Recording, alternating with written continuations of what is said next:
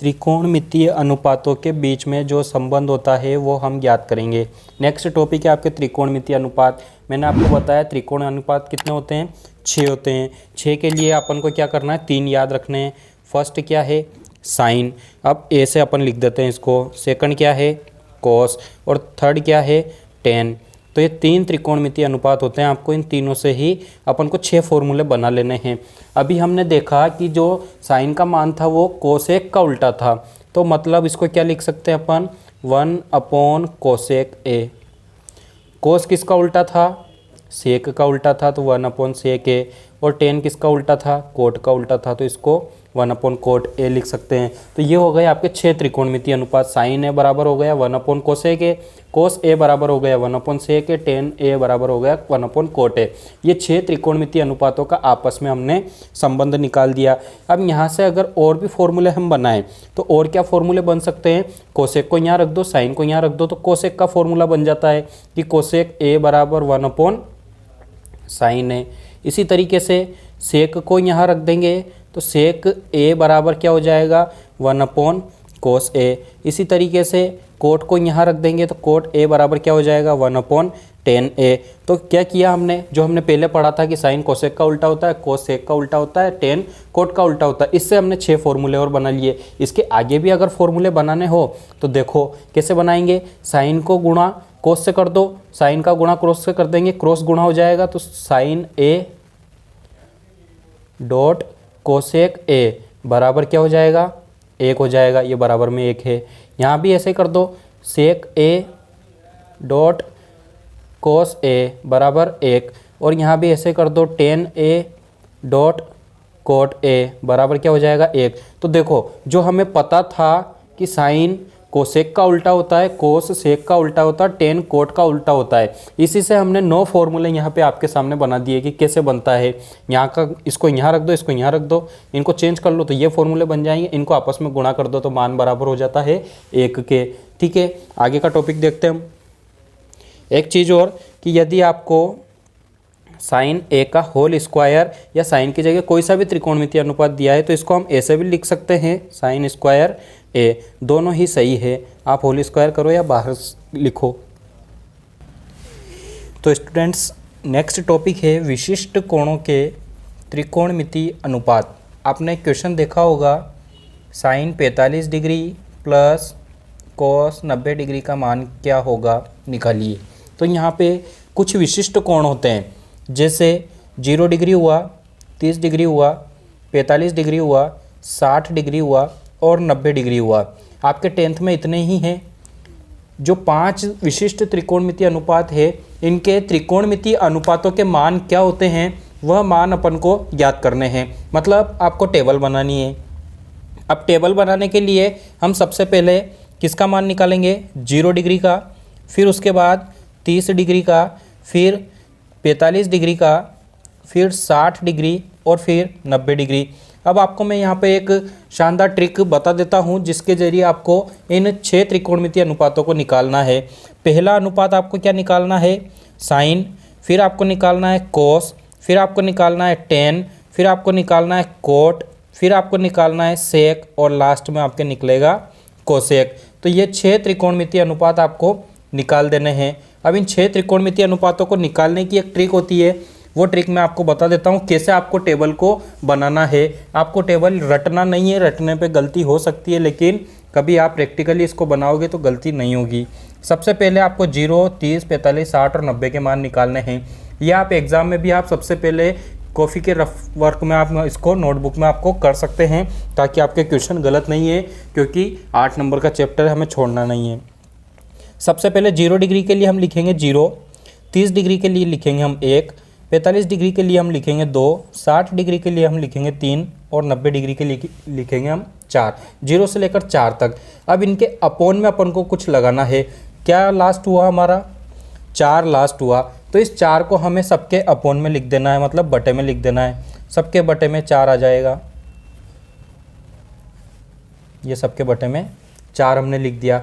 अब क्या करना है, इन सबका अंडर रूट कर देना है, मतलब इन सबका वर्गमूल निकाल देना है। तो ये हमने वर्गमूल का निशान इन सभी के लगा दिया। तो इस तरीके से आपको यहाँ पे इनको हल कर लेना है। सबसे पहले क्या करना है, टेबल बनाने के लिए 0 1 2 3 4 को क्रम वाइज लिख लेना, और जो 4 यहाँ पे अपना एंड हुआ है उसी 4 का भाग अपन को इन सब में दे देना है और सबका अंडर रूट कर देना है। इससे अपने मान निकलेंगे। सबसे पहले अंडर रूट 0/4 को हल करो। यहाँ पे रफ वर्क में करता हूँ। अंडर रूट 0/4 को हल किया जाए, किसी भी संख्या का 0 में भाग दो, आंसर क्या आता है 0। ठीक है, तो आपको साइन के लिए 0 डिग्री का मान क्या मिला, 0 मिल गया। अब हम बात करें साइन के लिए 30 डिग्री का मान, तो क्या है अंडर रूट 1/4। तो इसको अंडर रूट में लिखेंगे, अंडर रूट 1/4। इसको हल करें अपन, तो देखो अंडर रूट 1 को जब अंडर रूट से बाहर निकालते हैं तो 1 ही बनता है, और अंडर रूट 4 क्या होता है, अंडर रूट 2 × 2, जिसको हम क्या लिख सकते हैं 2। तो यहाँ क्या आ जाएगा 2, तो 1/2। तो 30 डिग्री के लिए साइन का मान क्या मिला आपको 1/2। इसी तरीके से इसको हल करें, तो इसको हल करने के लिए देखो अंडर रूट 2/4, अंडर रूट 2/4 को यदि हम हल करते हैं, अंडर रूट 2/4 को हम करें तो 1/2 बन जाएगा, और इसका मान जब निकालते हैं तो 1/√2 हो जाएगा, क्योंकि 1 को तो अंडर रूट से बाहर हम लिख सकते हैं। तो यहाँ क्या आया 1/√2। इसी तरीके से अंडर रूट 3/4 है, तो यहाँ पे अंडर रूट 4 को हमने बाहर क्या लिखा अंडर रूट 2। तो यहाँ पे हम अंडर रूट 2 लिख सकते हैं इसको।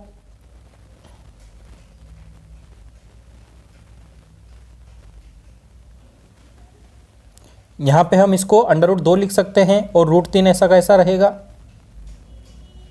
तो हम इसको क्या लिख देंगे रूट 3/2। अंडर रूट में से 4 बाहर आ गया। ठीक है, अब इसके बाद इसको हल करें तो 4/4 क्या होता है 1 हो जाता है, और अंडर रूट 1 का मान क्या होता है हमेशा 1 होता है।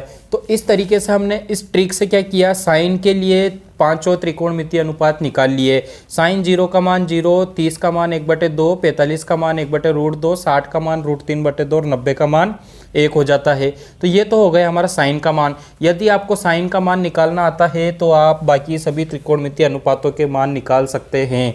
जैसे हमने यहाँ पे क्या ट्रिक यूज़ की, 0 1 2 3 4 लिखा, उसके बटे में 4 4 का भाग दिया, अंडर रूट लगाया, तो हमें ये सारे मान मिल गए। आप अपने टेबल में इसको मैच कर सकते हैं। अब मैच करने के बाद आपको अन्य त्रिकोणमितीय अनुपात भी लिखने हैं। तो आप उन अन्य त्रिकोणमितीय अनुपातों को कैसे लिखोगे, देखो 0 से लेके 1 तक तो हमने साइन के मान निकाल दिए। अब जब कोस के मान अपन को लिखने हैं तो यहाँ जो 1 है इसको यहाँ लिखो, मतलब यहाँ से उल्टे मान लिखते हुए आओ। सबसे पहले क्या है 1, फिर उसके बाद क्या है √3/2, फिर उसके बाद क्या है 1/√2, फिर उसके बाद क्या है 1/2, और फिर उसके बाद क्या है 0। तो इस तरीके से आपको कोस के मान भी मिल गए, सारे के सारे ही कोस के मान हमने लिख लिए।